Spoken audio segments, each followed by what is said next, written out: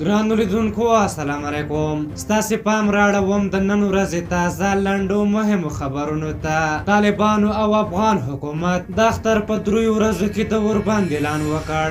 د اوربند له اعلانه امریکا، ملګرو ملتونو، اروپایي ټولنې او نورو بنسټونو هرکلی کړی. ولسمشر غني د سام نړیوالې غونډې ته په وینا کې ویلي طالبانو په قطر کې له امریکا سره د سیاسي هوکړې تر لاسلیک وروسته بیا تر ننه پورې 10,341 تنو افغان ځواکونو ته مرګ ژوبله اړولې. د معلوماتو پر اساس 3,580 تنه وژلي او 6,281 تنه ټپیان شوي. ملا هیبت الله د طالبانو مشر هیبت الله اخندزاده د لوی اختر په مناسبت په خپاره شوي پیغام کې د سولې لپاره د طالب بندیانو په خلاصون ټینګار کړی او ویلي دي چې د بین الافغاني خبرو په وړاندې دي خنډونه لري او ژر دې پیل شي.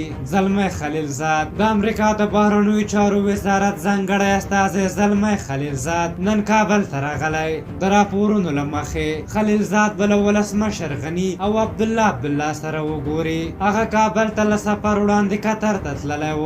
خوشحال سادات د ملي تصدۍ عامه ساتنې رئیس خوشحال سادات ویلي چې حکومت پریکړه کړې چې له دې وروسته به د خصوصي سکتور ټول ساتونکي د عامه ساتنې ملي تصدۍ په چوکاټ کې ګمارل کیږي. بهرنیو چارو وزارت وایي واشنګټن کې د افغان سفارت د ودانۍ دیوال جوړولو قضیه لوی څارنوالۍ ته لیږدول شوی. احمد جواد عثماني د عامه روغتیا سرپرست احمد جواد عثماني نن په کابل کې یوې خبري ناستې ته ویلي چې هیوادوال د کورونا وبا د مخنیوي په موخه د اختر په ورځو کې روغتیایي سپارښتنې چې د ماسک اغوستل، ټولنیز واټن، په وار د لاسونو مینځل، لاس او غېږه نه ورکول دي په جدي ډول عملي کړي. پاکستان باجوړ سیمه کې د ډیورنډ کرښې په غاړه د یو برید پر مهال 4 پاکستاني پوځیانو ته مرګ ژوبله اوښتې. او د ملګرو ملتونو پراختیایي پروګرام وایي د کورونا وایرس د خپرېدو له امله